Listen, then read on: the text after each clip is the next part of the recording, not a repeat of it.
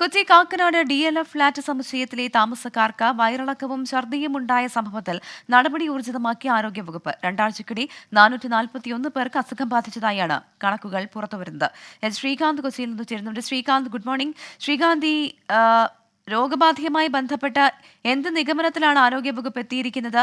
എവിടെ നിന്നാണ് ഈക്കോളി ബാക്ടീരിയയുടെ സാന്നിധ്യം ഉണ്ടായതെന്ന് കണ്ടെത്താനായിട്ടുണ്ടോ? നിലവിൽ ഈ ജലസ്രോതസ്സുകൾ കേന്ദ്രീകരിച്ചുള്ള പരിശോധനയാണ് ആരോഗ്യവകുപ്പ് ഇപ്പോൾ നടത്തുന്നത്, പ്രവിധ. കാരണം ഈ DLF ഫ്ളാറ്റിലെ ഇതിന് ആദ്യമായല്ല ഈ പ്രശ്നം ഉണ്ടാകുന്നത് എന്ന് അവിടെ താമസിക്കുന്ന ആളുകൾ തന്നെ പറയുന്നുണ്ട്. ഈ പശ്ചാത്തലത്തിൽ അവിടേക്ക് വെള്ളം കൊണ്ടുവരുന്ന ടാങ്കറുകൾ ഉൾപ്പെടെ അവിടുത്തെ ജലസ്രോതസ്സുകളുണ്ട്, 5 ജലസ്രോതസ്സുകളുണ്ട്. അവിടെ എല്ലാം പരിശോധന നടത്തുന്നുണ്ട്. രണ്ടാഴ്ചക്കിടെ 441 പേർക്ക് രോഗലക്ഷണങ്ങൾ കണ്ടെത്തിയതായാണ് അവസാന കണക്ക്. ആരോഗ്യവകുപ്പിന്റെ സംഘം ഫ്ളാറ്റ് സമുച്ചയം സന്ദർശിച്ചിരുന്നു.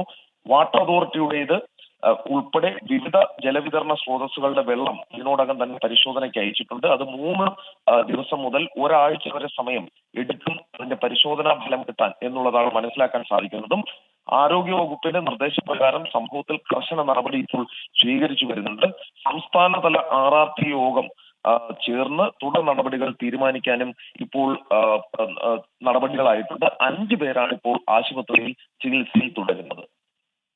ശരി. കൊച്ചി കാക്കനാട്ടെ DLF ഫ്ളാറ്റ് സമുച്ചയത്തിലെ താമസക്കാർക്ക് വയറിളക്കവും ഛർദിയും ഉണ്ടായ സംഭവത്തിൽ നടപടി ആരോഗ്യവകുപ്പ് ഊർജിതമാക്കിയിട്ടുണ്ട്. ഇതുമായി ബന്ധപ്പെട്ട അന്വേഷണം പുരോഗമിക്കുകയാണ്. ശ്രീകാന്താണ് വിവരങ്ങൾ നൽകിയത്. ലോകത്തെവിടെയായാലും ഏത് സമയത്തും 24 വാർത്തകളും ഓഗ്മെന്റഡ് റിയാലിറ്റി പാക്കേജുകളും എക്സ്പ്ലെയിനറുകളും വിശദമായി കാണാൻ ഞങ്ങളുടെ YouTube ചാനൽ നിങ്ങൾക്ക് സബ്സ്ക്രൈബ് ചെയ്യാം.